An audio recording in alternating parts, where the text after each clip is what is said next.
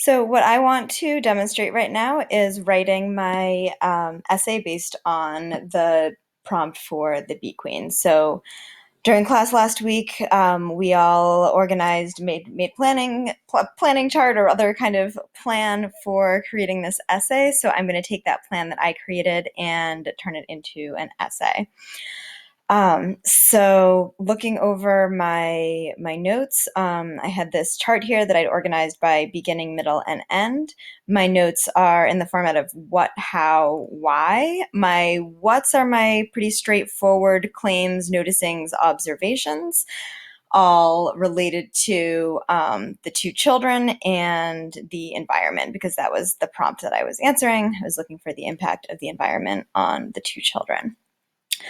So these are the things I noticed about the impact of the environment on the two children on kind of a straightforward literal level. And then the how is how the author uses literary devices to emphasize that. And then the why is the more bigger connections to the thesis. As I was making this last week, I was realizing that I definitely kind of blurred the lines between some of those columns, so they're not perfect, but that's okay. This is still where I'm going to look to kind of grab everything that I want to talk about. One thing I want to think about in developing my body paragraphs is making sure that I have both the what and the how, right? If I'm analyzing parallel structure, but it doesn't connect to anything that the author is trying to show on a literal level, it probably doesn't matter, right? So I want to really be connecting things between the how and the why columns. The other thing that I just want to draw everyone's attention to, so we are all on the same page about that, is that my thesis right now is right here. It's Mary can adapt fine because she's kind of boring and practical. Carl gets destroyed by it being the new environment because he's sensitive. This is not a well-worded thesis yet. I'm going to figure out how to word it when I get there in my introduction to my thesis. And then I also, in my last column, the end of the passage, which tends to matter, and the why column, I got to theme. And my theme that I came up with was different people are better suited to different environments. And that comes directly from my thesis where Mary's fine and Carl is not. All right, so I'm going to get started writing. It's just about 7:30 right now, and I'm going to aim for about half an hour to get this essay written, assuming that I took the first 15 minutes to read the prompt and plan. So I'm going to start my introduction with theme, right? So the big idea that I ended up with. So I'm going to say it can be difficult.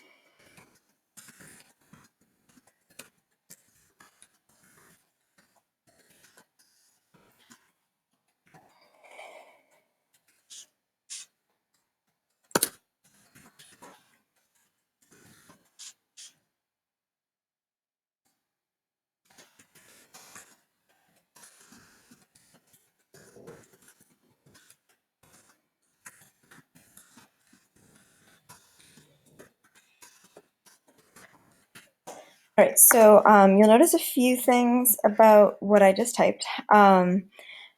First, it's not worded great, right? It can be difficult to adapt to a new environment. Duh, a little cliche, a little boring, but not bad. For many people, moving somewhere new is a major life upset. Like, duh, I don't even know why I wrote that. It's obvious. However, environments can impact different people in different ways.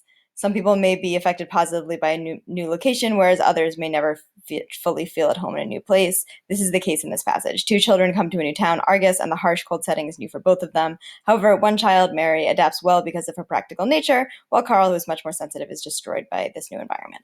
If I were not writing in a time setting, if I had a lot of time to work on this essay and make it beautiful, I would probably go back and reword that because I think that is worded really poorly. However, I am not going to take things out right now because I don't have a lot of time.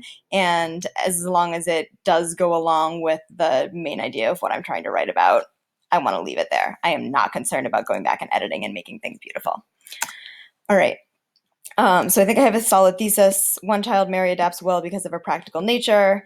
You noticed as I was writing the first time, I wrote sensitive by accident. That I would want to fix because that is a major meaning issue. While Carl, who's much more sensitive, is destroyed by this new environment. So I do want to take a second to check that this answers the prompt. So the impact of the environment on the two children I'm just going to go back to the prompt too and make sure that that is in fact what it was looking for.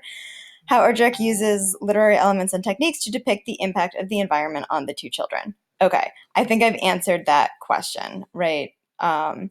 And I've introduced complexity because I've argued that the environment impacts the two children differently, right? So that gets a little complex. I have not addressed the literary elements and techniques part of the prompt yet, but that is fine. I do not want literary elements or techniques in my thesis or in my introduction. I just want to analyze those in my body paragraphs as they come up. All right, so I'm going to pretty much follow this chart as my outline as I write the essay. But I do want to make sure that my topic sentences are analytical, right? I don't want to just refer to like this part of the story, right? I don't just want to say like the children are introduced in the beginning. That's about plot. That's not a claim. So I want to make a claim that supports the thesis, connects to the prompt, and sets up what I want to say about the beginning. So what I noticed about the beginning of the passage is that we have this kind of harsh setting that does affect both children physically. So I'm going to say the beginning.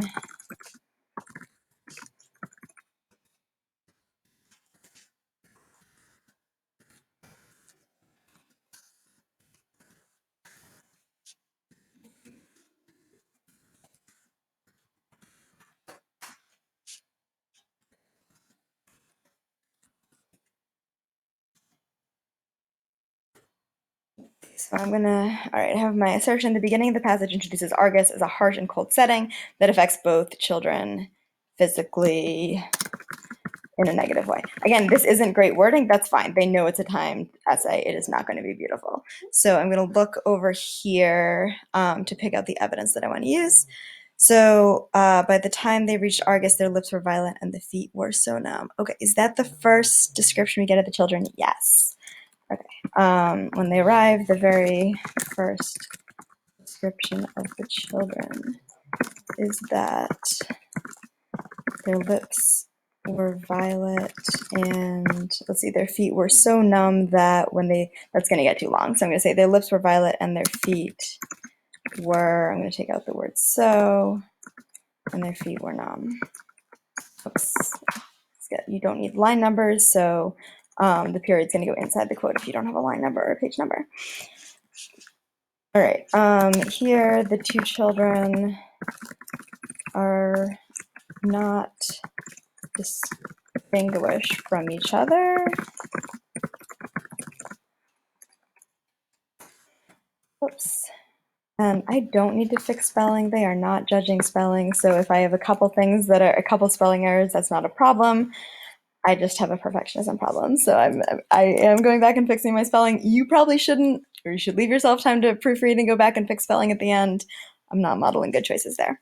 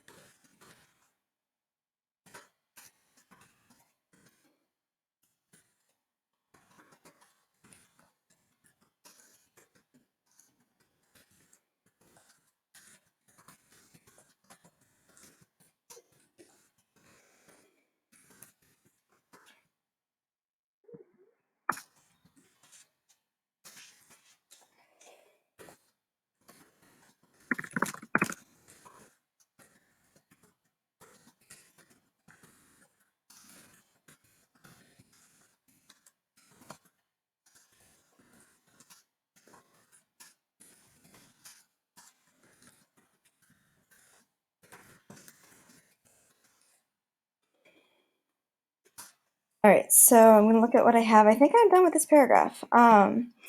So I talked about my topic sentence already, and then I have I kind of am thinking in terms of pie because I always do. I have my point and illustration in one sentence here, right? When they arrive, the very first description of the children is that their lips were violet and their feet were numb, right? That's setting up, they're described as like these negative physical things. Then I have my explanation or my analysis. Here, the two children are not distinguished from each other. The environment affects both of them by making them dangerously cold. So I'm kind of hinting at my thesis, which is about like differences between how they're impacted by saying here, there's no difference yet. It also causes them physical pain in addition to making them cold. This is my second point. Their numb feet cause them to fall when they get off the train. This isn't a great quote lead in, but it works. And again, I'm going for speed, not beauty. They stumbled and scraped their palms and knees through the cinders. The opening paragraph of this passage thus establishes a conflict between the two children and a place they are unfamiliar with. I am going to hammer home my connections to my thesis because I know that my writing is not going to be super beautiful. I'm not going to have lots of like subtle connections. So I want to make sure it's really clear how kind of how each paragraph is connecting to the thesis and what came before it. So the conflict between the two children, the environment, okay.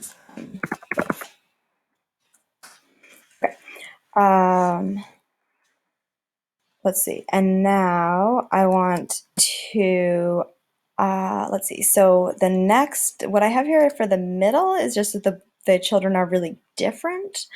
I don't know if I'm thinking about how I can connect that to the setting. I think I am just going to make this next paragraph about the differences between the children. And then I'm going to let the paragraph after that kind of pull together the environment plus differences in children equals environment affecting them differently. So I'm going to say, despite the parallel similar effects of the environment on the children,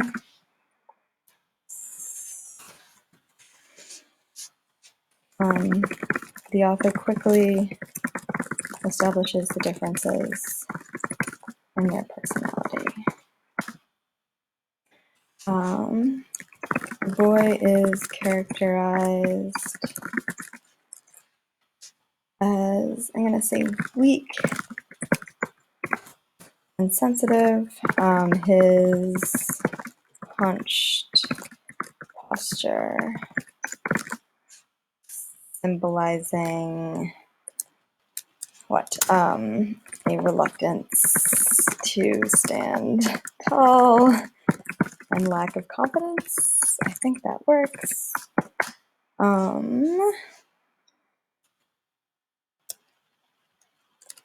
He is also described as girlish, ironically suggesting a reversal in typical gender roles between him and his sister. Carl. Oops, so I'm gonna just add Carl's name there. Is not weak or sensitive. Her name is directly noted as indicator of her.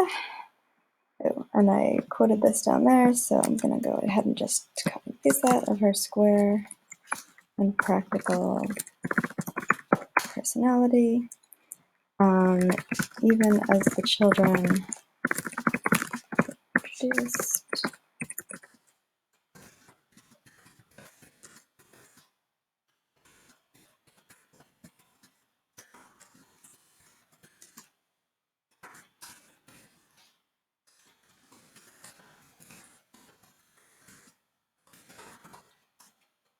So this paragraph is mostly about just the difference in the characters, which I set up in my thesis, right? My topic sentence. The author quickly establishes the differences in their personality.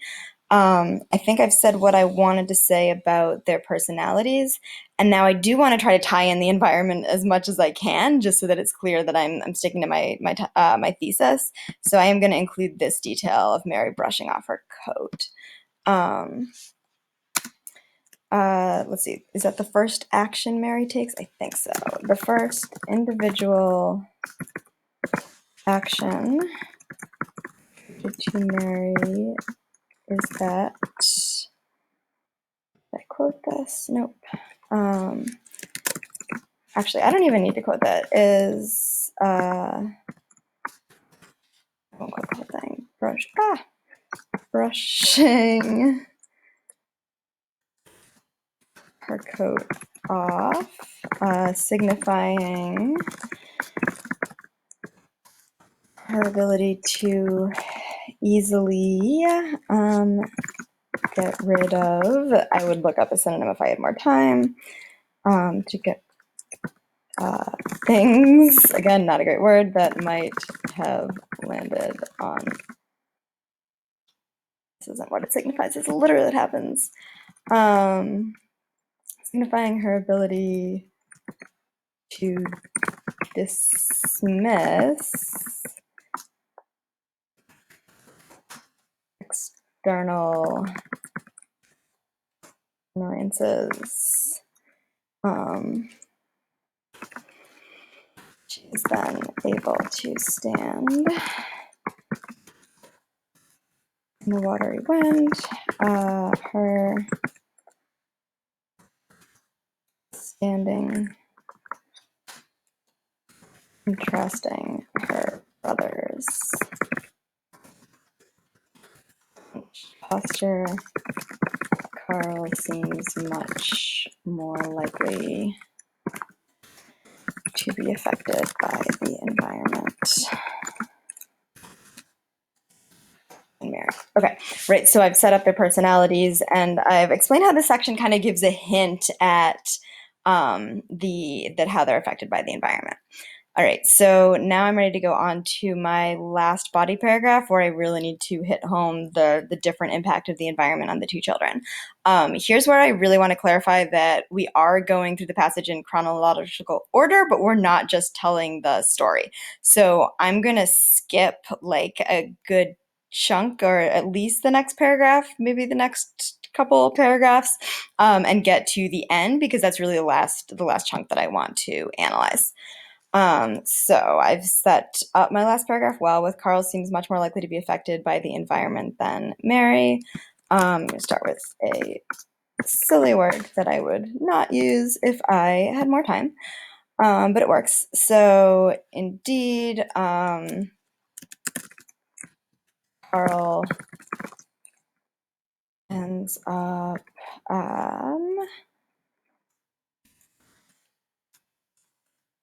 let me remind myself, I almost forgot what I was going to prove. Okay, so what I want to focus on in this paragraph is, let's see, Carl being so obsessed with the tree that he, almost gets attacked by a dog, rips off a branch, kills the tree, runs away. Okay, indeed, Carl is so distressed by this harsh environment that he this is not a great assertion, that he breaks a tree and then leaves Argus. I want to make sure I'm talking about both children in this paragraph, because I do not have enough time to have separate paragraphs about Carl and Mary's reactions to the tree, nor do I probably want to. So in contrast, Mary is unaffected and stays. All right, again, not beautiful. That's fine. It's a timed essay. So, all right, I am going to go back to here, I think, because it's important to set up like why Carl cares about this tree.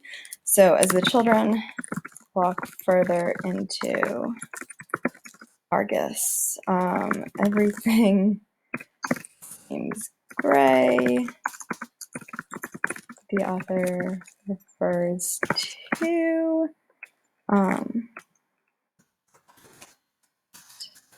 the gray of everything else around them. Ooh, I didn't know this is where the sentence is going, but it is, except for a tree covered in a film of blossoms. As the children approach the tree, Mary remains unaffected.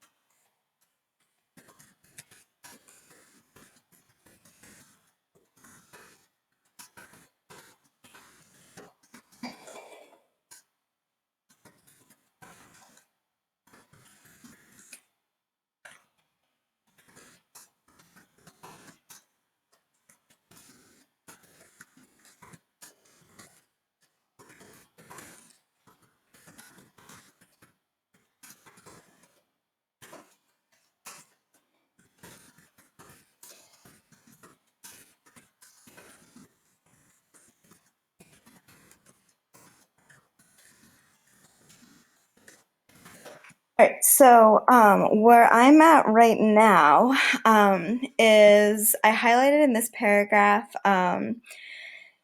the gray of everything around them, the tree, right? That's contrast that. If I wanted to, I think I could add more devices in here. So I could say like everything seems gray. The author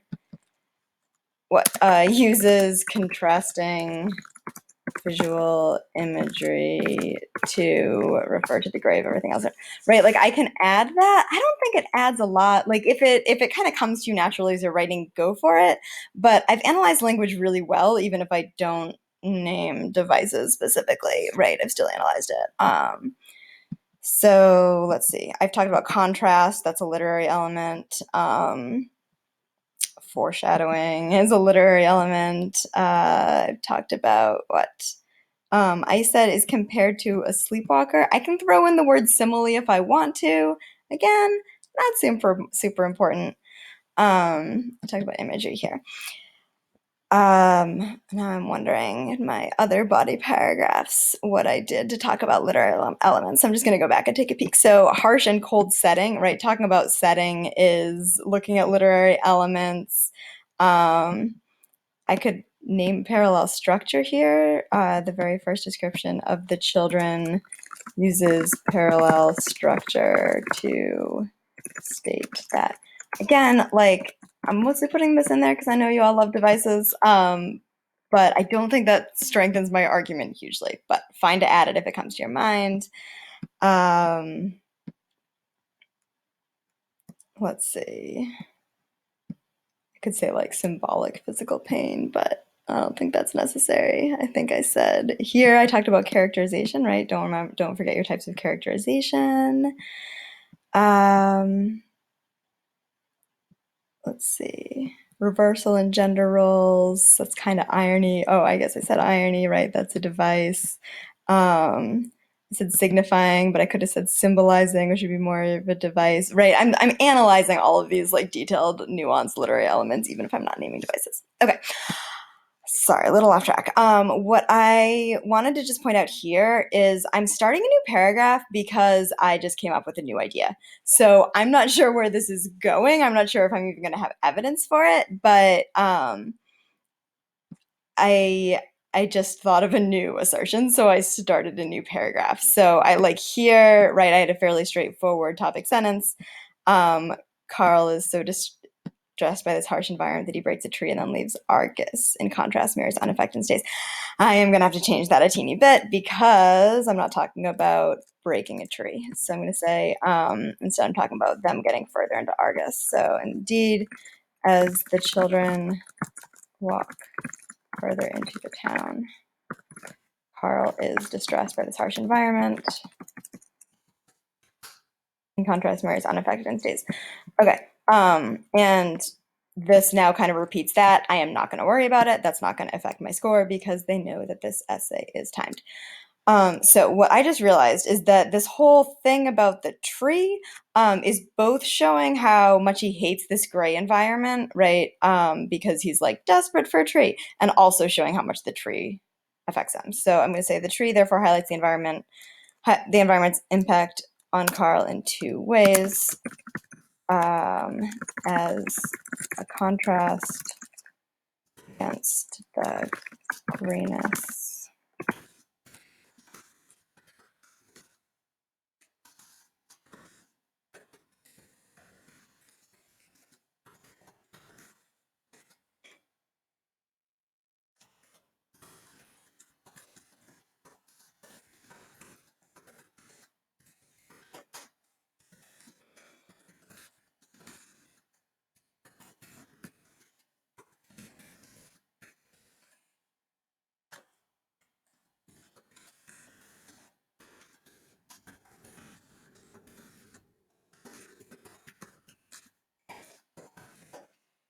All right.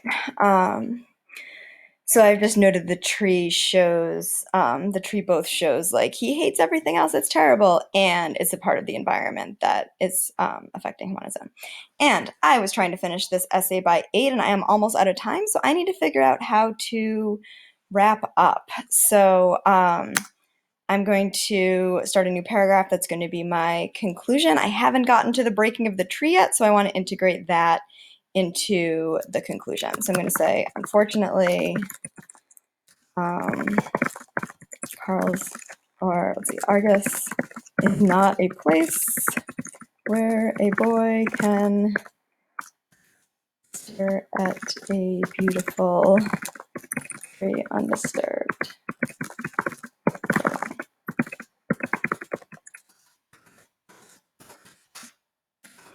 So this transition sentence, topic sentence right here, right, it is, on the surface, it's not making a super strong assertion, but I think kind of symbolically it is, right? It's making an argument about Argus as a location, right? It is not a nice, happy place for sensitive boys, right? And that's kind of the main idea of this essay, right? Like, it's not going to affect Carl well, but I want to make sure I also get in here. Mary's fine. I have 1 minute left. Okay.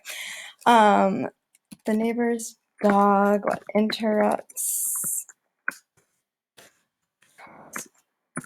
daydreams, and Carl responds, breaking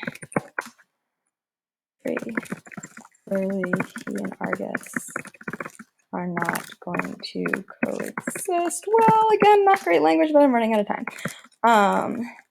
Mary, though, who could care less about pretty trees, continues walking.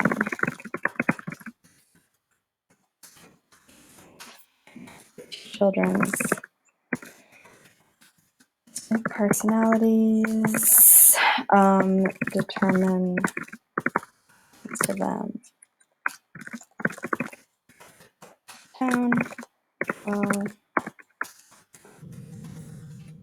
Oh, the environment is a harsh one. It doesn't impact everyone. Same. Different environments impact differently. Okay, that is not a great ending. Look how cliche that is, right? Different environments impact different people differently. That barely says anything. I also think I say basically the same thing in my introduction, but I am out of time and I want to have time to upload this essay. So what I would do now, without proofreading, because I do not have time, I would copy this essay, I would paste it into the browser, and I would hope that the College Board liked it. All right, so I think that, yeah, I was trying to keep it at 30 minutes, both for realistic essay writing and so that I wouldn't make you watch more than you had to. So I think that I have, for the most part, touched on everything that I would have wanted to tell you about my essay.